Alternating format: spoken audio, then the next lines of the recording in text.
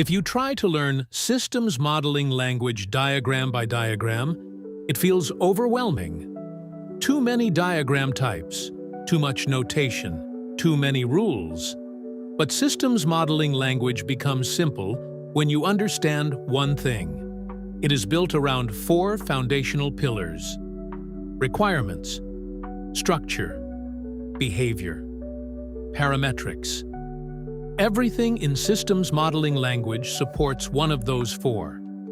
In this video, I'll explain how these 4 pillars work together and why understanding them changes how you approach model-based systems engineering completely. Many engineers approach systems modeling language as a list of diagram types. That approach leads to memorization instead of understanding. Instead, think of systems modeling language as a system of thought organized into 4 categories. Each pillar answers a different engineering question. When these 4 are aligned, model-based systems engineering works. When one is missing, systems drift. Let's look at how systems modeling language diagrams are formally organized. At the top is Systems Modeling Language Diagram. From there, the language branches into 3 major categories: behavior diagrams, structure diagrams, and requirement diagrams. Under behavior, you'll see activity, sequence, state machine, use case. Under structure, you'll see block definition diagram, internal block diagram, package diagram. And notice something important. The parametric diagram appears beneath the internal block diagram. It's marked as a new diagram type in systems modeling language. Not inherited from UML, systems modeling language is not a brand new language. It's built on UML2. Some diagrams are the same as UML2, modified from UML2, or completely new. Parametric diagrams are one of the major systems modeling language additions. Now here's where the pillars come in. Instead of memorizing diagram names, we reorganize this hierarchy into 4 engineering categories: structure, behavior, requirements, and parametrics. And that's what gives you conceptual clarity. Let's walk through each one. When we look back at the diagram, everything under structure diagram belongs to this pillar. Block definition. Diagrams define system elements and hierarchy. Internal block diagrams define internal connections and interfaces. Package diagrams organize the model. These diagrams answer what exists, what contains what connects to what. Structure is architectural truth. If structure is unclear, behavior modeling collapses. Structure defines the system's architecture. It includes blocks, subsystems, components, interfaces, hierarchies. The 2 most important structural diagrams are block definition diagram and internal block diagram. The BDD defines what exists. The IBD defines how those parts connect and interact internally. Structure is the backbone of the system. Without clear structure, interfaces become ambiguous, responsibilities blur, and behavior modeling becomes chaotic. You cannot model behavior correctly if the structure is unstable. Structure must be defined at the right level of abstraction, not too detailed, not too vague.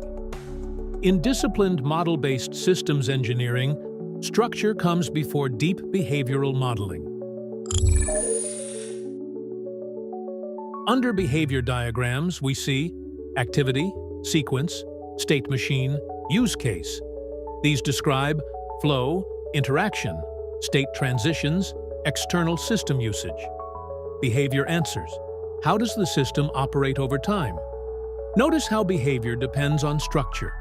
You cannot model interactions between components that have not been structurally defined. Behavior describes how the system operates over time. It answers, what happens first? What triggers what? How do components interact? How does the system respond to events? Key behavior diagrams include activity diagrams, sequence diagrams, state machine diagrams. Activity diagrams show workflow and functional flow. Sequence diagrams show interactions over time between elements. State machines show how a system transitions between modes or states. Structure is stable. Behavior is dynamic. Behavior depends on structure.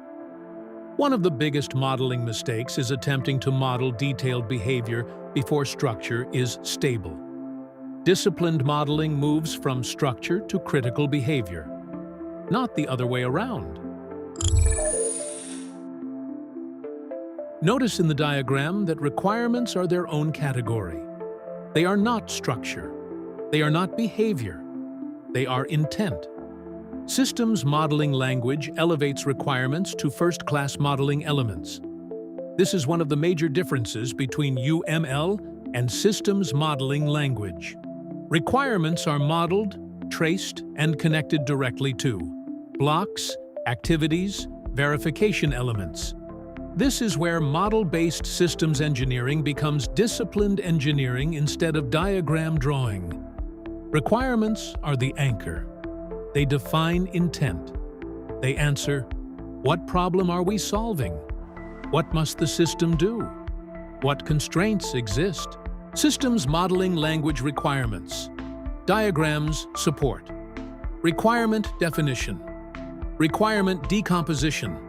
Traceability. Traceability is where model-based systems engineering becomes powerful.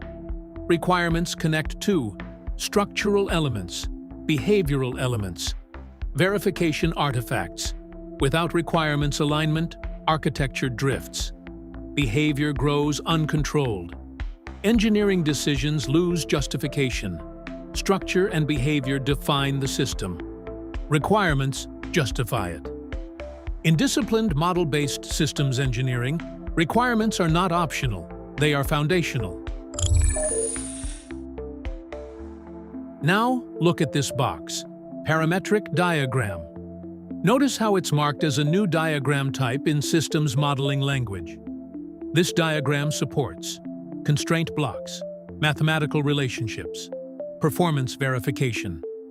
Parametrics connect requirements to measurable performance.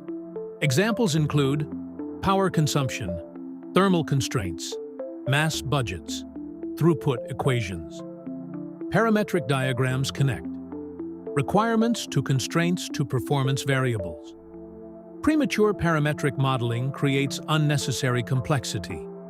Discipline matters here. Let's look at how engineers actually use them. In the structure section, you see block definition diagram, internal block diagram. In behavior, you see sequence diagrams, state machines, activity diagrams. In requirements, you see requirement hierarchies, traceability, verification references. In parametrics, you see constraint relationships, breaking force equation, acceleration equation. This is where you validate performance targets. When you understand these four, systems modeling language becomes structured instead of overwhelming.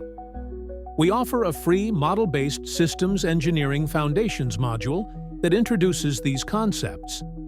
In the next video, we'll begin diving deeper into the first pillar, requirements.